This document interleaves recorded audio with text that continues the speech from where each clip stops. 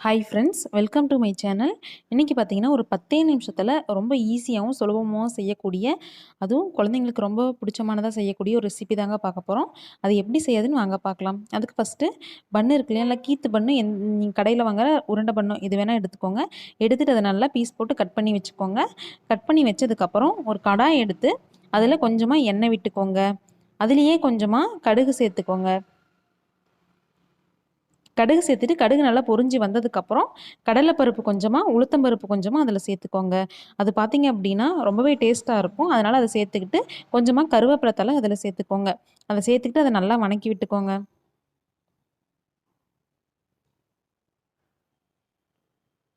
அடுத்து பார்த்தீங்கன்னா, ஒரு பெரிய வெங்காயத்த நல்லா பொடி பொடியா நான் கட் பண்ணி சேர்த்துருக்கேன்.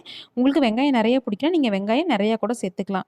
அத சேர்த்துக்கிட்டு அத நல்லா வணக்கி விடுங்க. வணக்கி விட்டுட்டு ஒரே ஒரு தக்காளி நல்லா பொடி பொடியா கட் பண்ணி அதில சேர்த்துக்கோங்க. நீங்க இதில பேஸ்ட்டாவும் அரைச்சும் சேர்க்கலாம். இல்ல அப்டின்னா கட் பண்ணியும் நீங்க சேர்க்கலாம். கட் பண்ணி சேர்த்துட்டு அத நல்லா வணக்கி விடுங்க.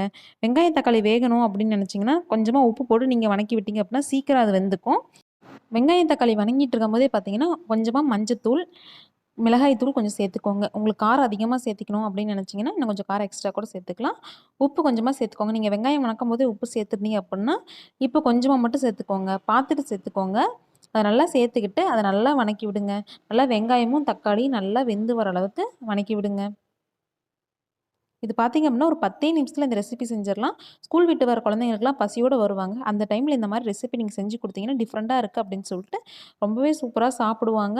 அவங்களுக்கும் ரொம்ப பிடிக்கும் இந்த மாரி ரெசிபி. இது நீங்க ஸ்கூலுக்கு கூட டிஃபன் பாக்ஸ்ல போட்டு குடுக்கலாம். இல்ல காலையில ஸ்கூல் கிளம்புற குழந்தைங்களுக்கு ஒரு பிரேக்ஃபாஸ்ட்டாவும் நீங்க இத செஞ்சு குடுக்கலாம்.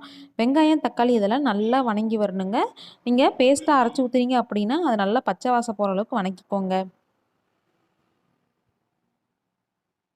இதில இன்னும் கொஞ்சம் டேஸ்ட் உங்களுக்கு அதிகமா வேணும் அப்படின்னு நினச்சிங்கன்னா, லெமன் இருக்கு இல்லையா? லெமன் ஜூஸ கொஞ்சமா 1/2 பழம் நீங்க இதில பிழிஞ்சு விட்டீங்க அப்படின்னா, புளிப்போட டேஸ்ட்டும் உங்களுக்கு இதில இன்னும் ரொம்ப சூப்பரா கிடைக்கும். இதில நீங்க நார்மலா கீத்து பன் இருக்கு இல்லையா? அத வந்து மைதா மாவு பன், ஒயிட் பன் சேர்த்துறத விட, நீங்க இன்னும் கொஞ்சம் ஹெல்த்தியா வேணும் அப்படின்னு நினச்சிங்கன்னா, வீட் பிரெட் இருக்கு இல்லையா? கோதுமை பன், அது கூட நீங்க சேர்த்துக்கலாம். அது சேர்த்துனீங்கனாலும் டேஸ்ட் இன்னும் அதிகமா இருக்கும்.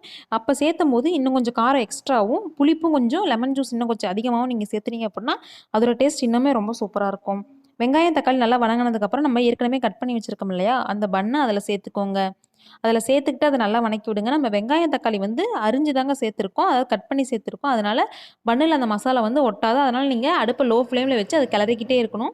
பன்னுல மசாலா ஒட்டுற வரைக்கும் அத நீங்க கிளறிட்டே இருக்கணும். இதே நீங்க பியூரியா அரைச்சு ஊத்துனீங்க அப்புட்னா, அந்த அளவுக்கு கிளறணும்னு அவசியம் இருக்காது.